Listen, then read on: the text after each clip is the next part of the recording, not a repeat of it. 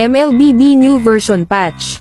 Updates para naman may alam ka kahit konti sa patch.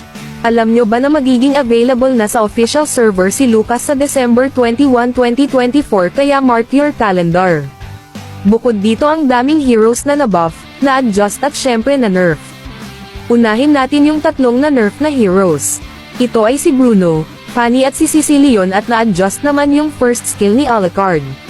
Ito naman ang listahan ng mga na-buff ngayon paparating na season. Ito ay sila Sun, Argus, Aulus, Zilong, Badang, Harith, Direth, Sisi, Lancelot, Carrie at Iridel. At eto pa kapag umabot sa 3,000 squad active points may chance na makakuha ng familiarity suites.